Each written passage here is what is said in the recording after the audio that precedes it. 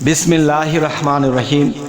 হে সমস্ত জগতবাসী, আজ আমি শামীম আলী চিশতি আপনাদের সামনে যে আলোচনাটি নিয়ে হাজির হলাম, সেই আলোচনাটি আপনারা অবশ্যই খেয়াল করে শুনবেন। আর আজকের আলোচনাটি খেয়াল করে শুনলে কি হবে, যে মানুষের জীবনে দেখা গেছে কারো সময় বা দেখা যায় কারো সময় হয়নি, তার মৃত্যু হয়ে গেছে, তার যে কোনো একটা বিপদ ঘটেছে, সে অসময়ে তার মৃত্যু হয়েছে।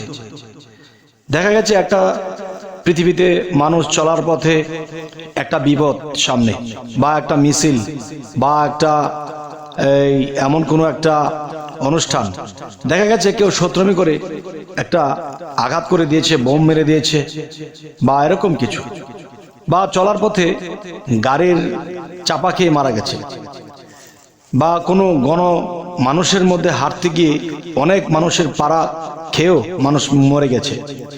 তো যেই ব্যক্তিটি সুস্থ ছিল এবং অনেক দিন জীবন যাপন করত, তার দ্বারা জীবনে তার দেশের কোনো উন্নয়ন হতো, তার ফ্যামিলির কিছু দেখা গেছে উন্নয়ন হতো, কিন্তু দেখা গেছে যে অসময়ে তার মৃত্যু হয়ে গেছে।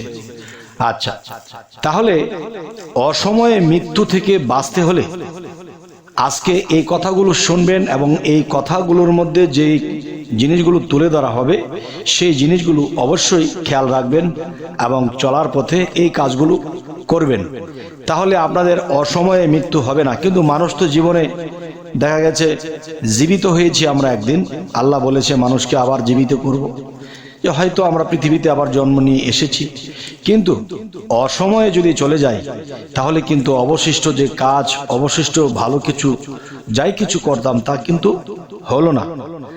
তাই বলবো কি, যে আজকের এই আলোচনাটা যদি কেউ শুনে রিচার্জ করে এবং এভাবে চলে, ইনশাল্লাহ তার কখনো অসময়ে মৃত্যু হবে না। যখন তার সময় হবে ঠিক সময় মতোই তার মৃত্যু হবে। দেখেন, আল্লাহ কিন্তু যে প্রত্যেকটা মানুষকে জানিয়ে দিচ্ছে তোমার কালকে এই ঘটনাটি ঘটবে, তোমার 1 মাস পরে এই ঘটনাটি ঘটবে, 15 দিন পরে তোমার এই দুর্ঘটনাটি হবে। এই দুর্ঘটনা, এই ফাড়া থেকে যদি তুমি বাঁচতে পারো তাহলে তুমি সামনে আরো হায়াত তোমার আছে।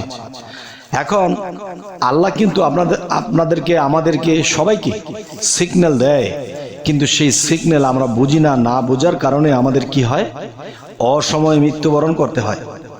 দেখা গেছে একটা মানুষ পড়ালেখা করতে করতে ইউনিভার্সিটি পড়ালেখা শেষ করেছে, সে একজন প্রফেসর হবে, বা সে একজন ইঞ্জিনিয়ার হবে, একজন ডাক্তার হবে, কিছু একটা হবে, কিন্তু তার পড়ালেখাও শেষ হলো, একটা সময় কোনো দুর্ঘটনায় তার মৃত্যু হয়ে গেল। আর সেই দুর্ঘটনা হবার আগে কিন্তু সিগন্যাল আসে, আর সেই সিগন্যাল কিন্তু আল্লাহ দিয়ে দেয়।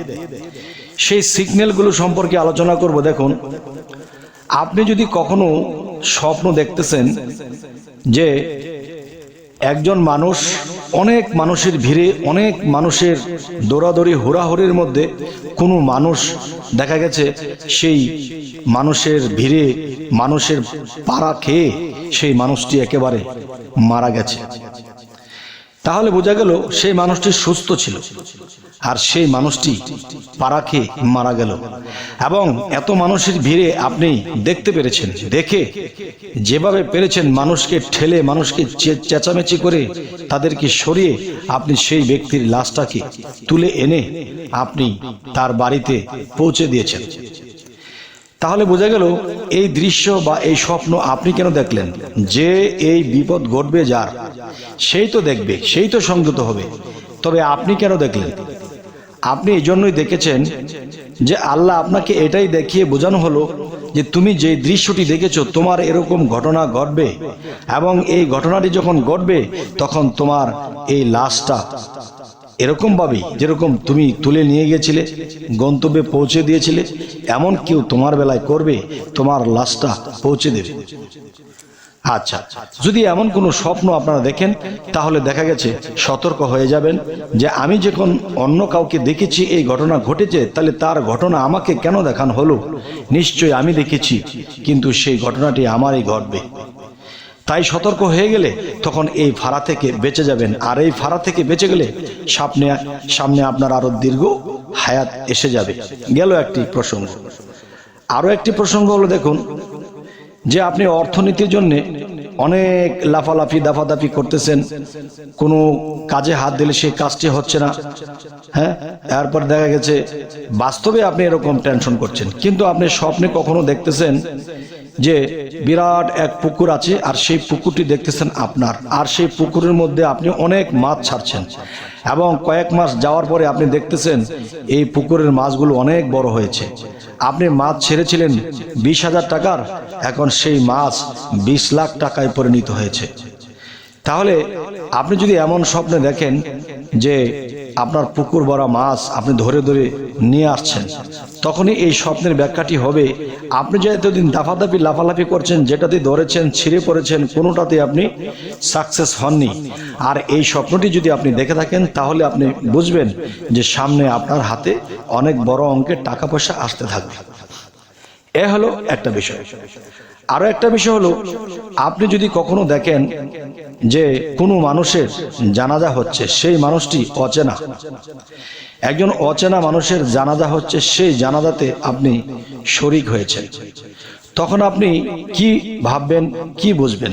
ঘুম থেকে উঠে আপনি ভাবছেন যে একজন মানুষ মারা গেল, তার জানাজা করা হচ্ছে, সেই জানাজাতে আপনি নিজে সেখানে ছিলেন, সেই জানাজা কমপ্লিট করলেন, এরপর আপনার ঘুম ভেঙে গেল। এর কারণ কি?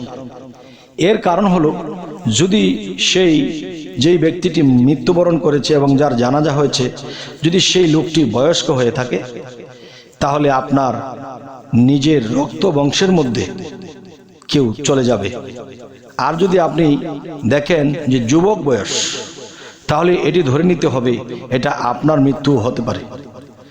তাহলে এরকম যদি আপনি দেখেন, তখন আল্লাহর কাছে দরখাস্ত দোয়া করবেন যে হে আল্লাহ, তুমি আমার হায়াত দারাজ করো, বিপদ মুক্ত রাখো, আমি যেন এই পৃথিবী থেকে তোমার আরো ইবাদত করে, তোমার গুণগান করে এই পৃথিবী ত্যাগ করতে পারি।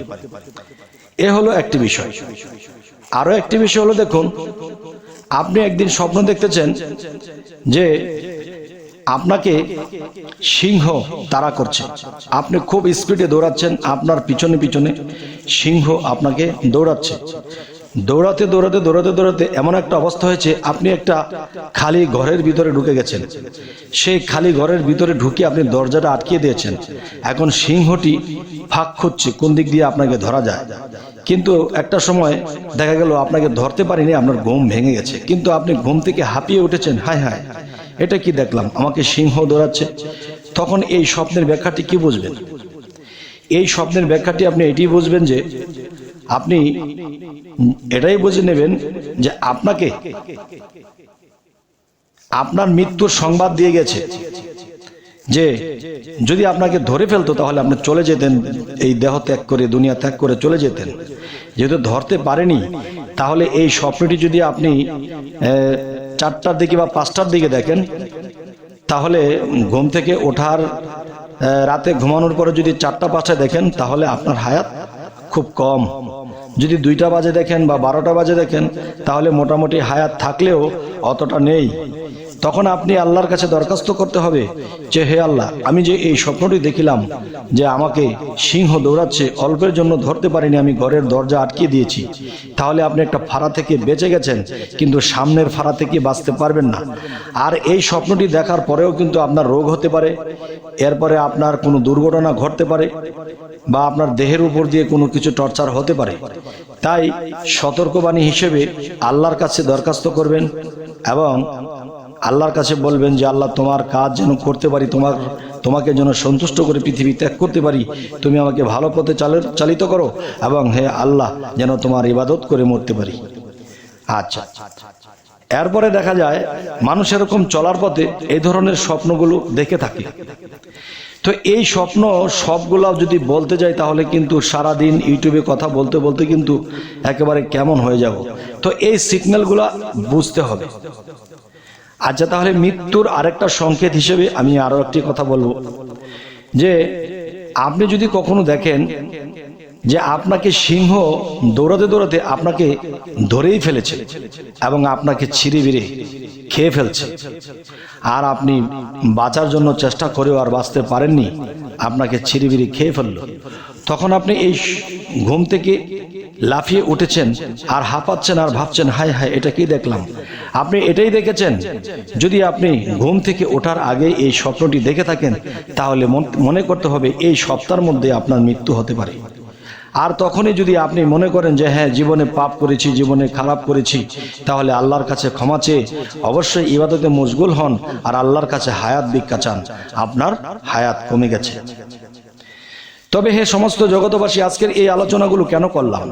কারণ এই দেশে বর্তমানে যে অবস্থা চলছে, কখন কে মরে যায়, কে কাকে কখন মেরে ফেলে, তাই এই সংকেতগুলো কিন্তু প্রত্যেকটা মানুষের জীবনে আসে যে আপনার হায়াতির কি অবস্থা, কতদিন বাঁচবেন, আপনি কি কোনো গোল চক্করের মধ্যে পড়ে যাবেন, আপনি কোনো মানুষের ফাঁদে পড়ে যাবেন, আপনি কোনো সন্ত্রাসের ফাঁকে পড়ে যাবেন, আপনার কি মৃত্যু হয়ে যাবে। এই জিনিসগুলো সিগন্যাল আল্লাহ এভাবে দিয়ে থাকে। আর অবশ্যই এই স্বপ্নগুলো দেখলে আমাদের সতর্ক হতে হবে। হয়তো সতর্ক হলে আমাদের এই ফাড়াটা কেটে যাবে, আমাদের দীর্ঘ হায়াতের ব্যবস্থা হবে।